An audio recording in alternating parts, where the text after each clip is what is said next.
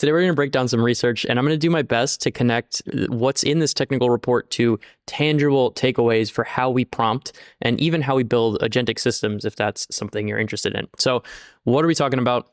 Well, the good folks at Chroma, shout out to the folks at Chroma, released this technical report a couple of weeks ago on context rot. And so the whole point here, right, if we're talking about context, context is what you pass to LLMs. It's sort of all of the information, maybe images, maybe code snippets, etc., to get your result. So kind of stepping back from the AI coding space, which I talk about a lot, even if you're talking with ChatGPT or Claude or whatever, if you're trying to get a certain outcome, you're thinking about the right context or the right combination of words, prompts, resources, tools, etc., to get what you want. Now, if we're talking about writing code with AI, that includes code snippets, that includes documentation, samples, etc., all the things I've talked about in some other videos. So context rot, how increasing input tokens impacts LLM performance. Tokens are just like words, right? Letters, etc. It's a technical term, but we're really breaking this down. So anybody's going to be able to understand this video. It's written by Kelly Hong, researcher at Chroma, Anton, Jeff, awesome dudes. I have a marked up version of this, which we're going to flip over to. And we're going to get right into it. So let's walk through it. Large language models are typically presumed to process context uniformly. That is, the model should handle the 10,000th token just as reliably as the 100,000th, or the 100th rather.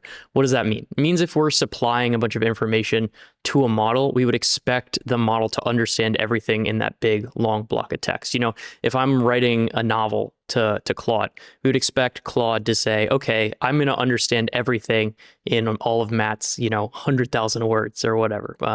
Claude can't quite handle that, but that's the argument here. In this report, we evaluate 18 LLMs, including state-of-the-art GPT-4.1, Claude 4, Gemini 2.5, and Qwen 3. Qwen 3 is an open source model. These are other state-of-the-art, other known as SOTA models. And our results reveal that models do not use the context uniformly.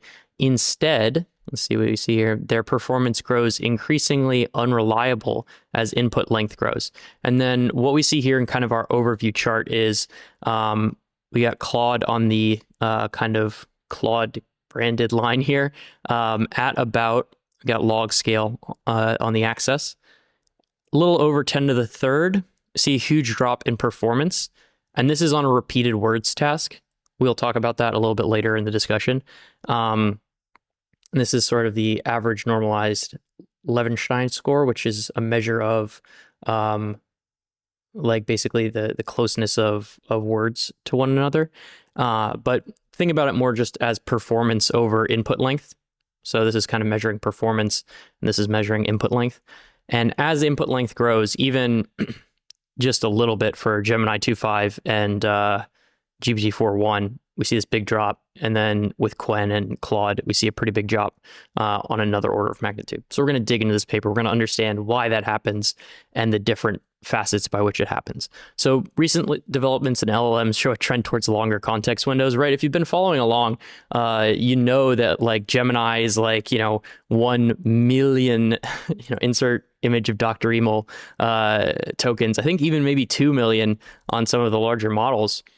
That's crazy because it means like if you're processing data with Gemini, you can just like dump an entire book or an entire, video transcript or an entire code base essentially into Gemini's context. And a lot of people do that. Honestly, a lot of coding startups or developers are just like, oh, well, we'll just use Gemini and just dump this entire like lexical, this entire novel into Gemini, and we'll use that to ask questions and whatnot. The presumption is that, oh, well, we can just keep feeding this information and Gemini is going to process that uniformly. Now, the argument that we're making here is that this is flawed. The argument that Chroma is making is this is flawed. And the reason that model providers have done this, whoops, I didn't mean to move that, is because of this benchmark called needle in a haystack, NIAH. And so this benchmark led us to presume uniform performance over small inputs and large inputs. But Chroma is going to make the argument that that's a simple retrieval task and that it is not good for assessing what we're trying to assess, because this is really important. Needle and Haystack uses direct lexical matching, which is not representative of semantically oriented tasks. And we'll talk about what those terms mean because they're a little confusing. So now they're going to break down what is needle in a haystack. So basically we have a question: what was the best writing advice I got from my college classmate? And then there's just a bunch of like fluff. And then we have a needle in the haystack. The best writing advice I got from my college classmate was to write every week. Cool. What's the implication here? Well, actually, for maybe dumping in a bunch of common context, maybe these models are good for search, right? If you have a giant corpus of knowledge and you ask Gemini a question, it can find the answer. That seems plausible. What this paper is doing, the entire premise of this research, is we're going to extend this needle in a haystack task to investigate model behavior in previously underexplored settings. So the main method of exploration is going to be explicit versus non-explicit, and that's what they mean when they say semantic rather than direct lexical matches. So big theme in this paper is going to be semantic versus lexical, direct lexical matches, as well as the effects of introducing variations to the haystack context. Additionally, we include a conversational question-answer evaluation using long mem eval. No idea what that means. I don't think it's that important, but we'll talk about it. As well as a synthetic task in which models replicate a series of repeated words. That was the graph that we saw at the beginning of the paper, so we'll go over that. We demonstrate that even under these minimal conditions, so even without a ton of confounding variables, model performance degrades as input length increases in surprising and non-uniform ways. That's the whole takeaway of this paper, right? And so, if you just really wanted to read this, that's kind of what we're going to take away. If you just start dumping crazy shit into context windows, you're going to get crazy results from the LLMs, probably unreliable, non-uniform, wild stuff, right? So the rest of this video, we're going to talk about why that is. So if you want to understand at a deeper level what's going on, follow along. It looks like Chroma is hiring here too, so you should reach out to these folks if you're interested. But introduction, kind of what we covered. Long context evaluations for models often demonstrate consistent performance across input lengths, right? But the issue is that needle in a haystack is simple lexical retrieval. So you're directly matching a question. Hey, here's a question. I have a really obvious answer and it's buried somewhere in the corpus of knowledge. Real applications don't do that, such as agent tasks, summarization, demanding more processing and reasoning over broader, often more ambiguous information. So this is okay, how do we apply this needle in a haystack concept to what's actually going on in the world around us? So designing these benchmarks are challenging, but that's what we're going to talk about in this paper. So they're going to present some cool stuff. These are kind of follow-ups you can check out. Related work. This is interesting, right? So we have needle in a haystack, which we talked about, and then there's NOLIMA. I don't know what these acronyms, which includes needle question pairs with non-lexical matches. This reveals that significant performance drops. So Chroma kind of said, hey, we didn't know this, but what they're getting into here is actually we kind of did know this with non-lexical matches. We see performance dropping. And so we kind of know this a little bit. But I think we want to explore that a bit more here. So I think actually here, this might not specifically measure the context as a variable. So that might be the difference. Additionally, long context tasks involve disambiguating amongst distractors as part of the task. So another key here, we're going to be introducing distractors in this paper. They give an example. However, the existing research lacks investigation into the impact of distractors. So not enough work on distractors. We're going to figure out what's going on there. So let's take a look at the needle in the haystack extension for this paper. So we talked about our question needle. But NOLIMA, I don't know, I'm trying my best here, has demonstrated non-lexical matching to be a challenge for these models as context length increases. And so, here's an example question. Which character has been to Helsinki? Needle, actually, Yuki lives next to the Kiasma Museum. This does not logically follow, right? You'd have to know that this thing is in Helsinki to understand that this is the answer. So this is a latent association or a non-lexical match. And they explain that here. The model would have to know, where that thing is. And this tests not only for non-lexical matching abilities, but for world knowledge. And so we're kind of covering the background here of what was in this previous paper. Needle question pairs exist on the spectrum. So throughout this report, we're going to distinguish between distractors and irrelevant context. And so the difference here, what we're doing in our context technical report here, we have our irrelevant context similar to needle in a haystack, but then we have our needle and a distractor. So this is the difference. What was the best writing advice I got from my college classmate? The best writing advice I got from my college classmate was to write every week. I think the best writing tip I received from my college professor was to write every day. So now we're trying to confuse models. And this is this is important because if we're assuming that models behave one way based on, flawed research in some sense that doesn't really apply to the way that things work in the real world, we're going to get poor results when we prompt. And as you're watching this video, think in terms of how can I apply this to my prompts, to my agents, to what I'm building, because that's important. And I'll explicitly call out how we can do that.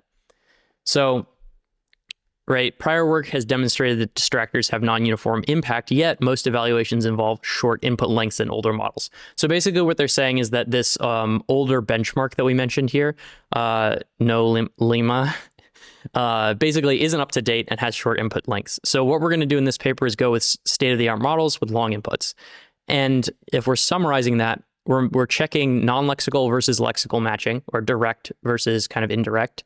We're using distractors. We're using long inputs and state-of-the-art models. So we're kind of laying the foundation for what this report is going to be. So needle question similarity. There's going to be a measure of how similar the needles are to the questions. And this is going to get confusing, but I'll break it down, I promise. Don't worry too much about the method here. Impact of distractors. So there's 4 different types of distractors. So there's a baseline, needle only. That's like the needle in a haystack, single distractor, needle and a randomly positioned question, multiple distractors, needle and 4 distractors randomly positioned. So I talked about needle question similarity. So like the answer, we think about the needle as the answer and the question similarity. There's also an answer and a haystack similarity. So that's like, if you're looking in some hay for a needle, does the needle look like the hay? So we're going to be measuring these things, right? We're going to be measuring needle question, impact of distractors, needle haystack similarity, and then haystack structure. What does the haystack look like? And the way that we're going to do that is we're going to use basically Paul Graham essays and then some other research papers. But what is shown in this paper is that model performance consistently degrades as we increase the input length, lower similarity needle question pairs. So lower similarity equals higher degradation, increase the rate of performance degradation. So, what we're talking about here, as the question gets more dissimilar from the needle, we see drop in performance, right? And this is an example of this right here. These are very dissimilar. So as the question gets further away from the needle in terms of like latent association, we see a greater degradation of the models. Cool. So distractors have non-uniform impact on model performance. This is interesting. This is going to be some follow-ups to this. Needle haystack similarity does not have uniform effect on model performance, suggesting the need for further investigation. So these will be 2 interesting things that we might need to investigate more, these non-uniform effects. The structural pattern of the haystack consistently shows an impact. That's interesting. That's a very interesting takeaway for prompts, because what it's saying is basically the structure of your context or of what you prompt AI, of how you interact with these models, shows an impact on how model processes long inputs. So if you're going to have a long input, it better be structured properly. Let's see what we can take away from that. So now we're going to talk about kind of structure. We're going more into needle question similarity here, and this is important. So in real-world applications, models are often expected to handle ambiguous tasks and identify relevant information. without relying on exact lexical matches. For example, when an agent is given a task involving a large corpus to search through, users rarely specify precise keywords or for relevant parts. Instead, the model must infer relevance. What is an example of this, right? Like if you're like, your code's broken and you're trying to fix it, right? I don't want to rate PDF viewer, thank you very much. You might say, fix this. And that's a very like non-lexical association. AI has to say, okay, something is broken. What is broken? How do I fix it? Not just one AI, but an agent, right? And that's an example of a non-lexical association. And so we vary the similarity of our needle question pairs quantified by the cosine similarity of their embeddings, and we find that as needle similarity decreases, model performance degrades more significantly with an increasing input length. That was a mouthful. Non-exact matches get harder as the input length increases. This is directly applicable to how we prompt and context engineering. Whoops, I didn't mean to move that. So what happens with conflicting or ambiguous context? What happens with really long or conflicting and ambiguous context? What happens when we are drawing connections in our brain and we don't specify them precisely to the model? We get worse results.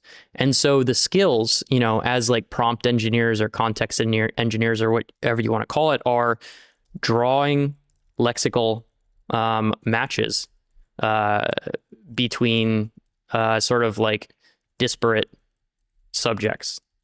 What does that mean? It means like more tangibly bridging the gap between a problem and a solution.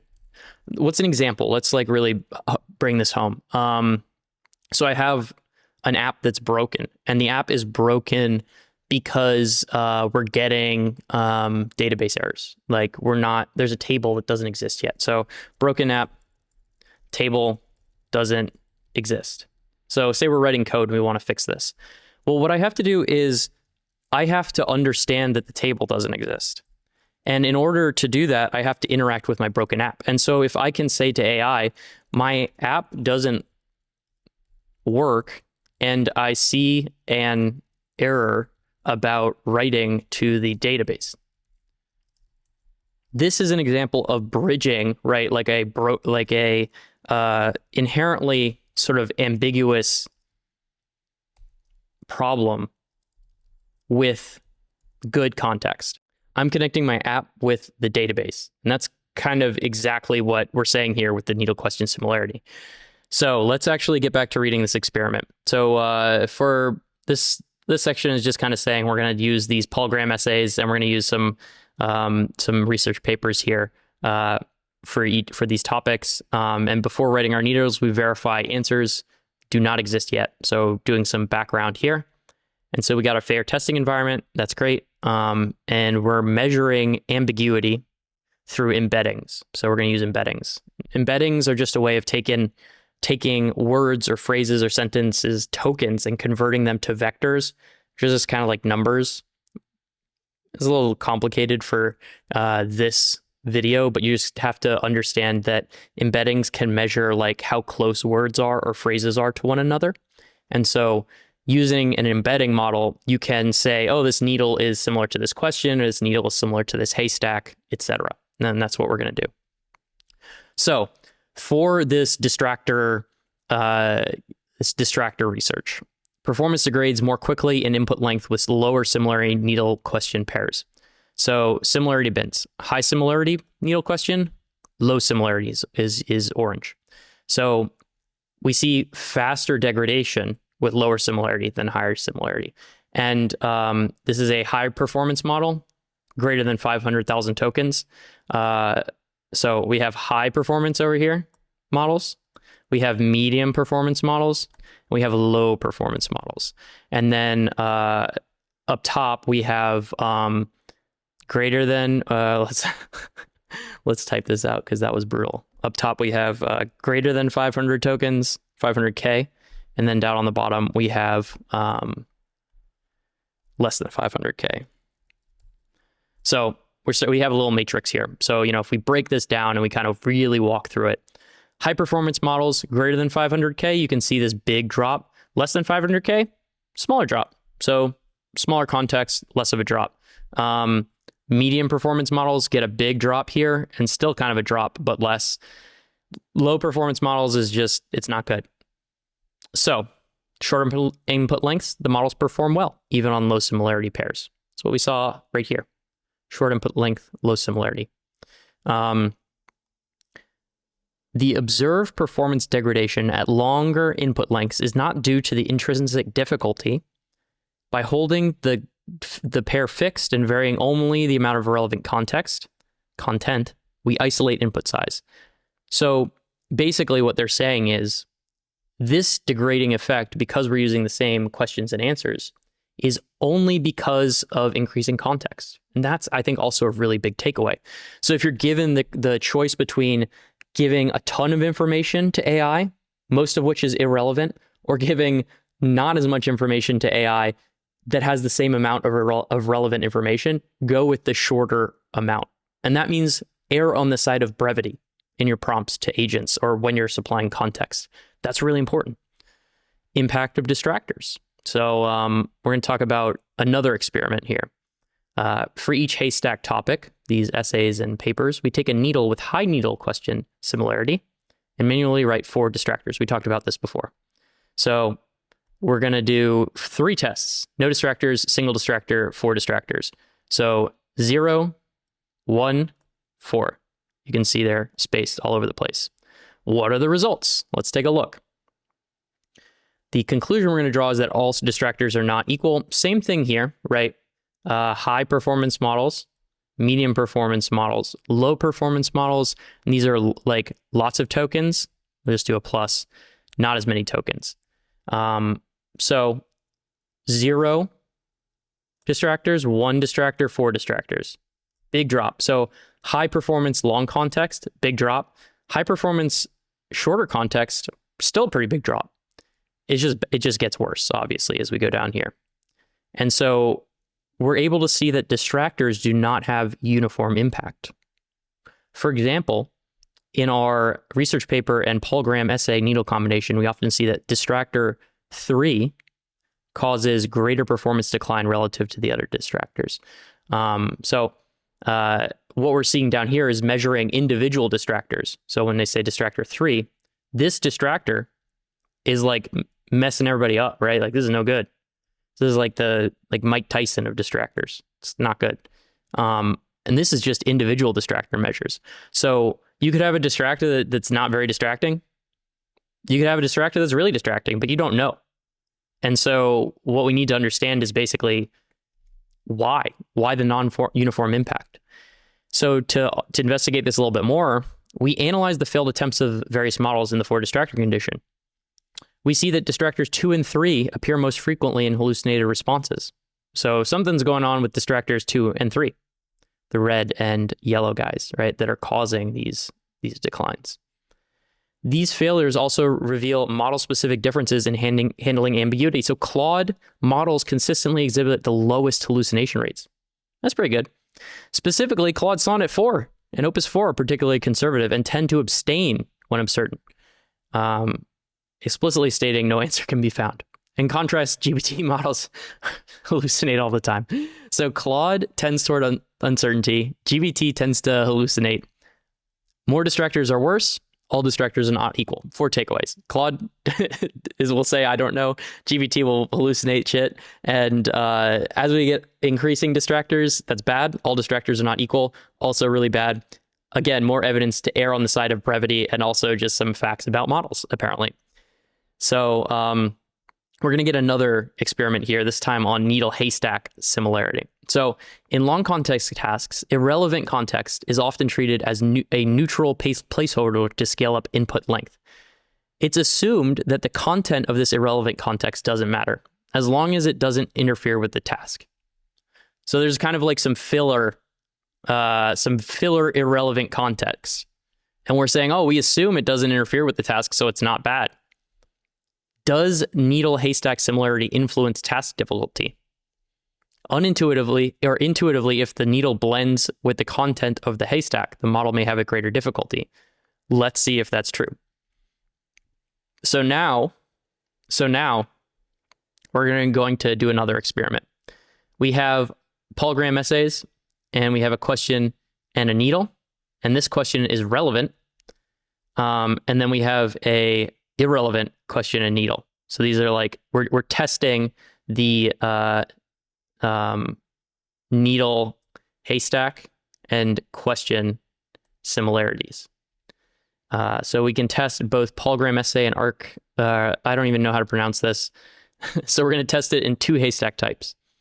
In other words, in the polygram essay haystack, we're going to put in research paper needles, and we're going to put polygram needles in research paper haystacks. So basically just swapping the contents of these 2.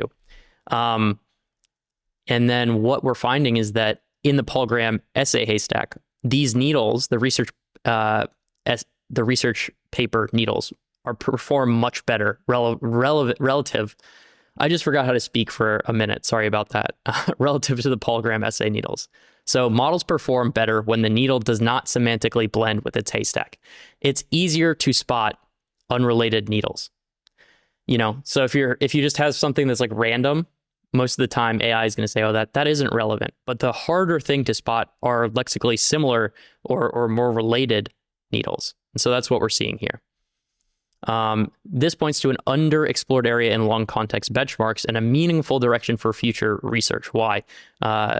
It's basically because these are non-uniform. So what we see up here is that we don't have the same result from these papers. So now let's check out haystack structure. If the haystack is composed of coherent essays, a randomly inserted needle may disrupt the logical flow of ideas, making it more noticeable. In contrast, in a shuffled haystack of randomly ordered sentences, the needle may blend in a more easily since the overall context lacks structure. This follows the assumption that models are sensitive to the logical flow of context, processing it in a structured, order-sensitive manner. Surprisingly, we find that the structural coherence consistently hurts model performance. I don't know what that means. This seems counterintuitive. Yes, it does. Models perform worse when the haystack preserves a logical flow of ideas. So we're finding some kind of crazy stuff here, or Chroma is. So what we did was, or what they did was they logically structured ideas, boom, boom, boom, boom, and then they dropped the needle in. They shuffled it rather. So basically we had the original, we took these different concepts and then we shuffled them in the paper. So they're just like moving stuff around and then dropping a needle in. And what they find is that the LLMs actually performed better in the shuffled example. This is weird, and follow-up is out of scope for this paper. So that's kind of just a little Easter egg for y'all in that one. So now we have this long mem eval. I kind of skimmed over this one. I don't think it was crucial to the paper. Given a chat history between a user and assistant, the model's task is to answer a question relating to part of the chat history. I think we're just going to go down to the results here. Across all models, we see significantly higher performance on focused prompts compared to full prompts. So we can just take away that the more focused a prompt here is, the higher the likelihood of that a model is going to get it right. And so if we go to the experiment, we're testing a couple different types of question answering methods. So how many current bikes do I currently own? Basically going into a question, updating knowledge based on a new prompt. So it's like, okay, I updated how many bikes I own, and then the model has to answer that quickly. Temporal reasoning, how many months have passed since my last museum visit with a friend? Basically, multiple chats, the model has to answer correctly over time. And multi-session, how many musical instruments do I currently own, with like 4 separate updates? And so what we see is that focus prompts versus full prompts are going to give us the best results. This is interesting, right? Especially if you look at the order here: Opus 4 thinking, Opus 4, Sonnet 4 thinking, Sonnet 4, 3.7, 3.5. So just Sonnet models here with Claude.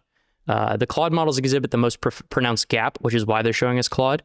And what we can think about is that context focus is important. We need to prune prompts of irrelevant information relentlessly. That's my takeaway. So, a good example here is how many days passed between the day I attended the gardening workshop and the day I planted the tomato saplings. The correct answer is 6 or 7 days, and Claude says, I can't do that because I have no idea what's going on. The trend of stronger performance on focused prompts holds across the GPT, Gemini, and Qwen model families. So similar outputs. And then we can see that, Gemini 2.5 Pro here has a really low drop versus focused and full prompts. That maybe suggests something about 2.5 Pro thinking, which is interesting. So we also observe patterns among specific question types. In non-thinking models, non-thinking mode, models generally perform best on knowledge update, followed by multi-session and then temporal reasoning for both focused and full prompts. It's interesting. And then last, well, actually, let's dig around in this one a little bit. Given a chat history, these long prompts mostly consist of content irrelevant to the question, sometimes distractors, which may seem relevant to the question. We compare performance of the models on these long prompts to a focus version, which only contains the relevant parts to answer the question. So focus prompts are on average 300 tokens. That's kind of interesting to note for this guy. Moving on, repeated words. I think this is actually the last experiment. So this is what was discussed at the top of the paper. Our previous experiments explore how input length alone affects model performance, but what happens when output length scales? Since models are autoregressive, a model's output also belongs to its input. Each token is generated conditionally on the input and generated tokens up to that point. It's next token prediction, right? For predicting a sentence, if a model's predicting, the sentence, Matt is all, it's predict some.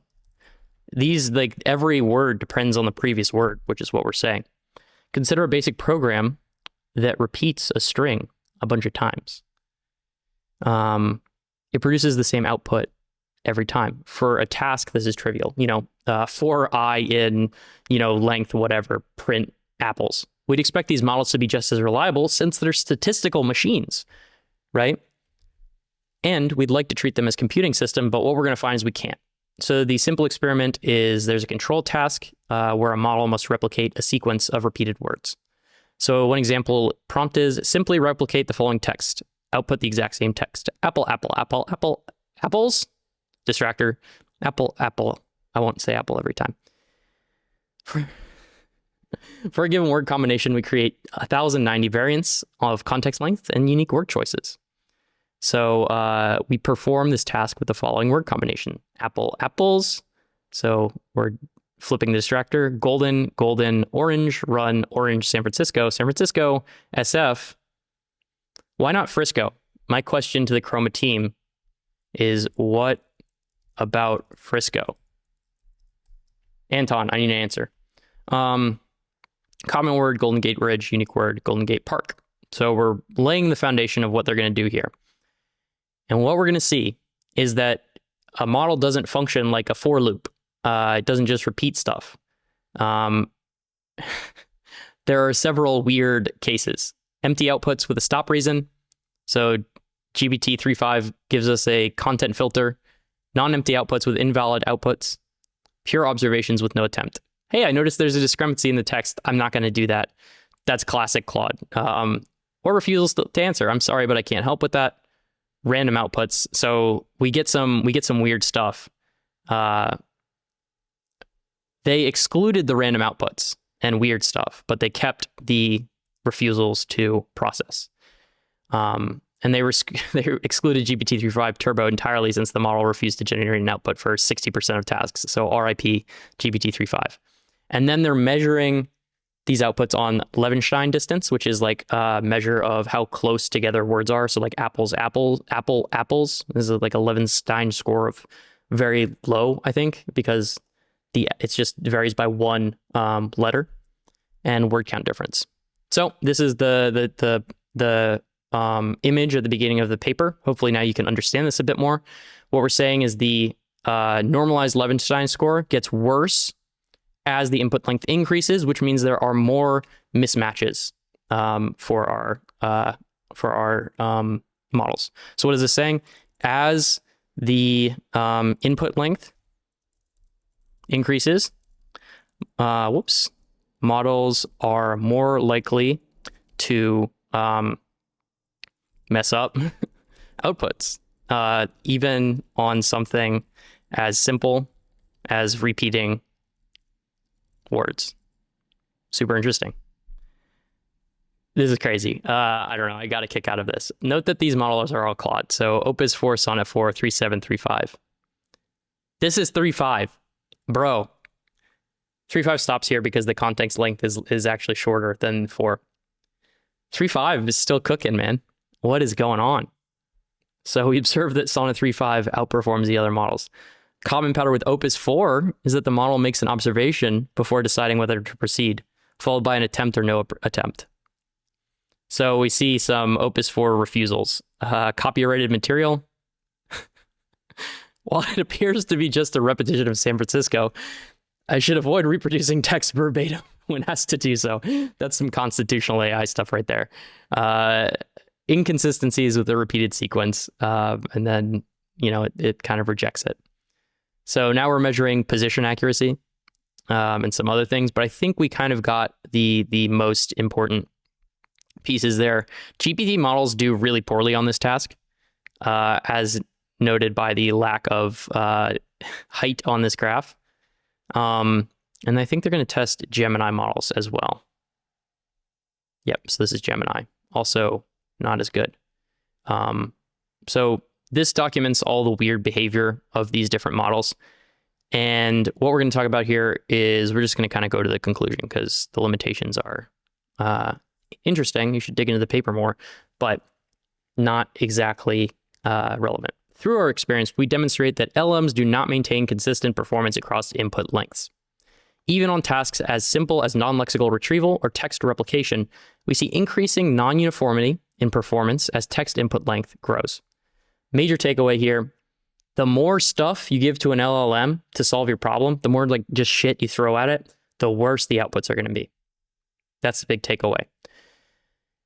This is just basically a request for follow-up information. So now let's summarize kind of what we talked about. Lexical versus non-lexical matches. The more ambiguous your prompt, the less likely you are to get sort of a good response if you're like looking for information or trying to search. Distractors.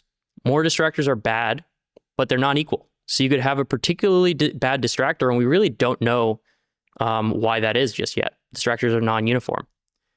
Needle haystack similarity. As the needle gets closer to the haystack, so as it blends more into that text, there are bad outcomes. So, if you're trying to search for very similar information, slightly different information among a lot of very similar information, that's hard for AI to do. Focused prompts versus unfocused prompts. Obviously, focused prompts are good. That's what we saw in that question answering sort of study near the end. So focus your prompts. Uncertainty versus hallucination.